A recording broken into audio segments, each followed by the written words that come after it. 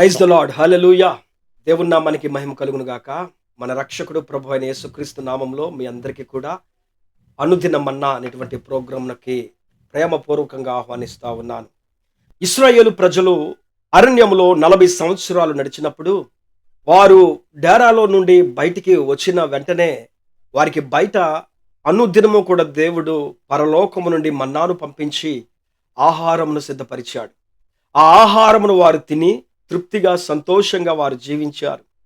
కాబట్టి అనుదిన మన్నా ప్రతి దినము కూడా దేవుని యొక్క వాక్యము అనేటువంటి ఆహారం మనందరికీ కూడా దేవుడు సిద్ధపరుస్తూ ఇటు రీతిగా అందిస్తుండగా, ఈ వాక్యమును ఎంతమంది అయితే వినుచున్నారో ధ్యానిస్తున్నారో వారి జీవితాల్లో అద్భుతమైన కార్యాలు చేయాలని నేను మనస్ఫూర్తిగా కోరుకుంటున్నాను. ఈరోజు నేటి ధ్యానాంశము ద్వితీయోపదేశకాండం 30వ అధ్యాయం 5వ వచనం. ఆయన నీకు మేలు చేసి నీ పితరుల కంటే నిన్ను విస్తరింప చేయును. దేవుడు ఎవరు అనంటే మనకు మేలు చేసేటువంటి దేవుడు. ఆయన మనకు మేలు చేసేవాడే కాదు, ఆయన మనల్ని విస్తరింప చేసేటువంటి దేవుడు కూడా. ఈ రోజున చాలా మంది కూడా మేలు అనుభవించలేని పరిస్థితిలో 2025లో ఉన్నారేమో, మేలు అనేటువంటిది చూడలేని పరిస్థితిలో ఉన్నామని చెప్పని అనుకుంటున్నారేమో. కాదండి. మనము పుట్టినది మొదలుకొని ఇప్పటి వరకు కూడా దేవుడు మేలు చేస్తూనే వచ్చాడు. ఆయన మేలు చేస్తూ ఉన్నాడు కాబట్టే మనం ఈ స్థితిలో ఉన్నాం, మనం ఈ రోజున ఈ స్థాయిలో ఉన్నాం. ఆయన మేలు చేసేటువంటి దేవుడు. ఆయన ప్రతి ఒక్క బిడ్డకు కూడా మేలును అనుగ్రహించేటువంటి దేవుడు. ఆయన మేలు బైబిల్ చెప్తుంది కంటికి కనబడదు, మనుష్య హృదయానికి అర్థము కాదు, గోచరము కాని రీతిగా ఆయన మన జీవితాలలో కార్యాలు చేసుకుంటూ వెళ్తూ ఉంటాడు. కొన్ని సందర్భాల్లో ఇది ఎలా జరిగింది అని మనం అనుకుంటాం, కొన్ని సందర్భాల్లో ఇది ఎలా వచ్చింది అని మనం అనుకుంటాం. అనుకొనని రీతిగా, మన ఊహకు అందని రీతిగా ఆయన మేలును చేసుకుంటూ వెళ్తున్నాడు. ఈ రోజున మనము బ్రతికి ఉన్నామంటే దేవుని యొక్క కృప. ఈ రోజున మనము ఈ స్థితిలో ఉన్నామంటే అండి దేవుని యొక్క కృప. ఈ స్థాయిని కలిగి ఉన్నామంటే కేవలము దేవుని యొక్క కృప, ఆయన కనికరము వలన మాత్రమే మనం ఈ రోజున ఈ స్థితిలో ఉన్నాం ప్రియులారా. ఆయన విస్తరింప చేసేటువంటి దేవుడు. మనం అనుకుంటాం మేము ఒక్కలమే కుటుంబం, మా జీవితం ఒక్క కుటుంబమే, ఒక బ్రతుకే, నేను చాలా సింగిల్గా ఉన్నాను, నేను చాలా ఒంటరిగా ఉన్నాను, నా కుటుంబం ఈ ప్రాంతంలో ఒక్కటిగానే ఉన్నది అని మనం అనుకుంటున్నామేమో. కానీ ఆయన మేలు ఎలా ఉండిద్దంటే అంచెలంచెలుగా ఆయన అభివృద్ధిలోనికి తీసుకుని వస్తూ విస్తరింప చేసే దేవుడు. ఆది కాండంలో ఏదెను వనంలో మీరు చూసినట్లయితే ఆదాము అవ్వలకు దేవుడు వాగ్దానం చేస్తున్నాడు, ఆశీర్వదిస్తున్నాడు.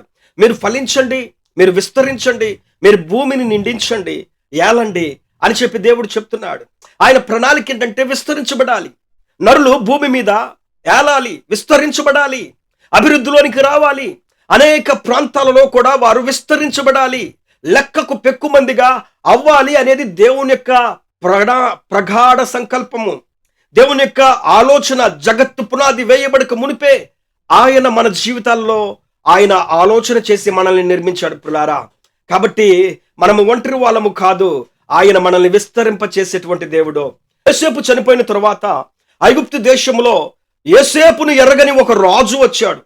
ఆ రాజు చాలా భయంకరమైనటువంటి ఫరో. ఆ ఫరో రాజు ఇశ్రాయేలు ప్రజలను చాలా అణిచివేస్తున్నాడు. ఎంతగా అణిచివేస్తున్నాడంటే చాలా హింసిస్తూ, ఇబ్బంది పెడుతూ, వారిని అనేక విధాలుగా బాధలకు గురి చేస్తూ, ఎలాగైనా సరే వీళ్ళని పనిలో వెట్టి చాకిరి చేయించాలని ఐగుప్తు దేశంలో ఉన్న ప్రజల కంటే కూడా ఇశ్రాయేలు ప్రజల్లో సంఖ్య అభివృద్ధి చెందుతుందని చెప్పి, వారు చాలా విస్తరించబడుతున్నారు, ప్రబలుతున్నారు అని చెప్పి చాలా గొడ్డి చాకిరి చేసేటట్టుగా చేశాడు.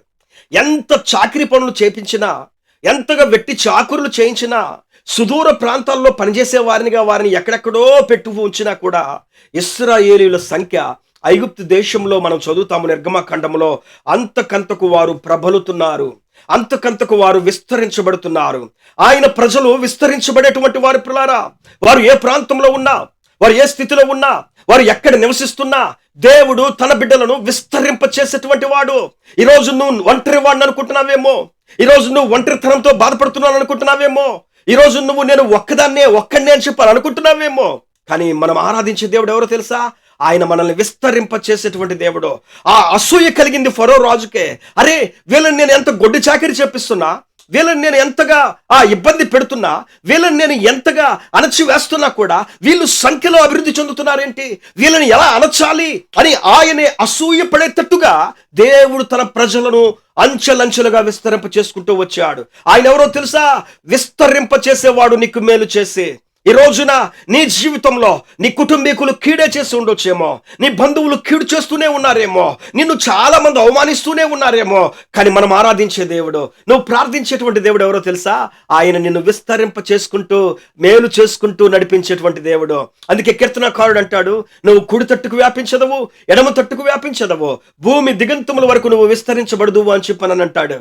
ఆయన విస్తరింప చేసుకుంటూ తన బిడ్డలను తీసుకుని వెళ్తాడండి. యేసేపును గురించి ఆయన ఒక చక్కటి ప్రవచనం ప్రవచిస్తున్నాడు. యేసేపు ఫలించేడు కొమ్మ, ఊట యొద్ద ఫలించేడు కొమ్మ, దాని రెమ్మలు గోడ మీదకి ఎక్కి వ్యాపించును అని చెప్పానని మనం చదువుతామండి. కాబట్టి ఆయన విస్తరింప చేసుకుంటూ వ్యాపింప చేసేటువంటి వాడండి. ఒక రోజున తప్పకుండా దేవుడు నీ జీవితాన్ని విస్తరింప చేస్తాడు. ఒక రోజున దేవుడు నీ జాబ్ని తప్పకుండా విస్తరింప చేస్తాడు. ఒక రోజున దేవుడు తప్పకుండా నీ కుటుంబాన్ని విస్తరింప చేస్తాడు. ఒక రోజున దేవుడు తప్పకుండా నీ జీవితాన్ని విస్తరింప చేసి నీ కార్యాలను ఏవి చేయాలో త్వరపెట్టి ఆయన చేసి నీ జీవితంలో మేలు అనుభవించేటట్టుగా చేస్తాడు. దేవుడు ఈ వాక్యమును మన వినికిల్లో వర్ధిల్ల చేయనుగాక. ప్రేమ కలిగిన తండ్రి, గొప్ప దేవుడు యేసయ్యా, ఇదిగో నా తండ్రి, ఈ వాక్యము చదివి విని ఉన్నటువంటి వారందరినీ దీవించండి, ఆశీర్వదించండి తండ్రి. వీరిని వాక్యము చేత తృప్తిపరిచి ఉన్నానయ్యా. నీ వాక్యములో ఉన్న సారాంశమును దీవించి వీరి హృదయాలలో నూరంతులుగా ఫలింప చేయండి అయ్యా. నువ్వు మేలు చేసి విస్తరింప చేసే దేవుడవయ్యా. వీరి కుటుంబాలలో ఏ మేలు అనుభవించిన పరిస్థితిలో ఉన్నాయేమో అయ్యా, విస్తరించబడలేని పరిస్థితిలో ఉన్నారేమో, ఎంత పనిచేసినా ఎంత కష్టపడినా ఇంకా అలాగే వారి జీవితాలు కనపడుతూ ఉన్నాయేమో నాయనా.